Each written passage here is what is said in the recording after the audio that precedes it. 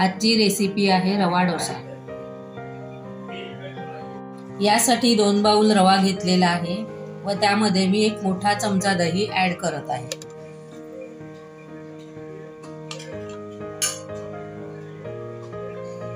यात चवीपुरतं मीठ घालूया।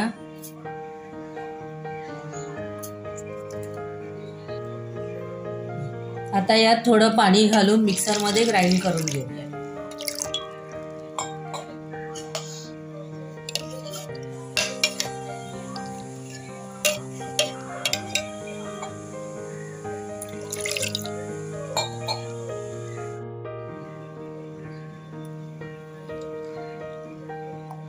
आता हे बॅटर तयार झालेलं आहे।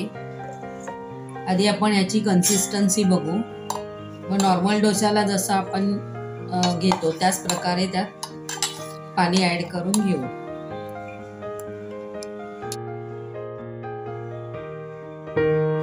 आता हे बॅटर आपण थोडा वेळ बाजूला ठेवू। आता डोशासोबत खाण्यासाठी भाजी तयार करून घेत आहे। त्यासाठी मी बटाटे आता सोलून बारीक कापून घेणार आहे।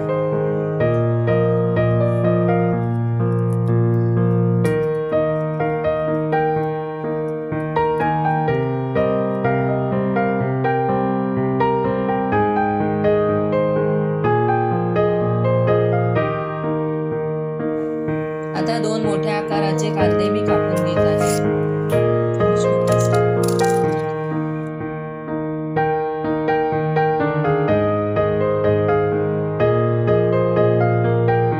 भाजीसाठी मी 4 बटाटे कापून घेतलेले आहेत। तसेच 2 कांदे, 2 मिरच्या, कढीपत्ता व 1 टोमॅटो कापून घेतलेला आहे। आता आपण याची भाजी तयार करून घेऊ। भाजी करण्यासाठी भांड्यात आता तेल टाकलेलं आहे।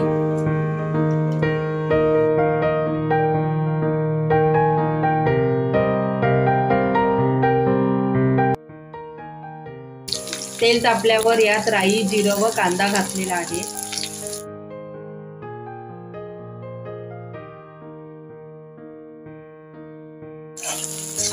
आता या कांद्यामध्ये कढीपत्ता व मिरची घातलेली आहे व हे कांद्याबरोबर आता सर्व परतवून घेऊया।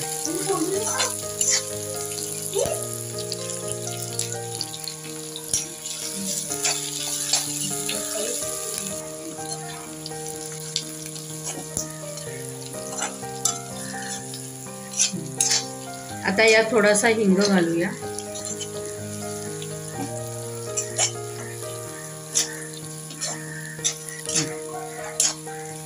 आता टोमॅटो घालून कांद्याबरोबर चांगले शिजवून घेऊया।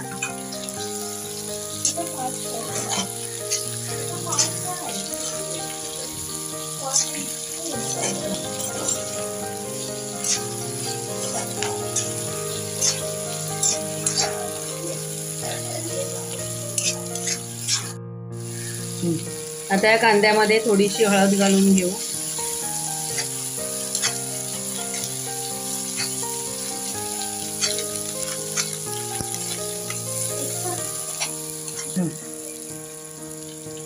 आता यात बटाटे घालून चांगले परतवून घेऊया।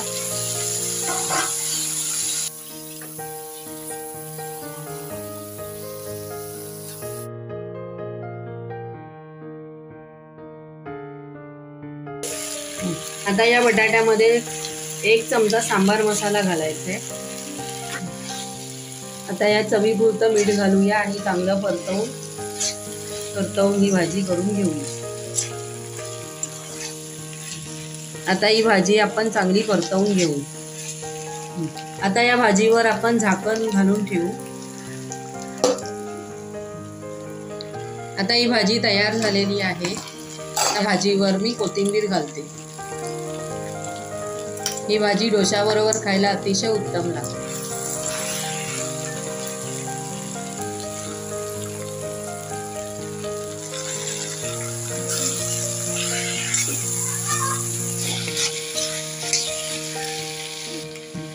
आता ही भाजी तयार झालेली आहे व डोशाबरोबर खाण्यासाठी रेडी आहे। डोसा म्हटलं की चटणी आलीच। मग चटणीसाठी मी आता यामध्ये कोथिंबीर, पुदिना, खोबरं, हिरवी मिरची, कढीपत्ता व चवीपुरतं मीठ घेतलेलं आहे. याची आपण चटणी करून घेऊ. आता ही अशी हिरवीगार चटणी तयार झालेली आहे. आपण आता डोसे करायला घेऊ. पॅनला आधी तेल लावून घेऊया. आता यावर डोसा बॅटर घालून डोसा तयार करू.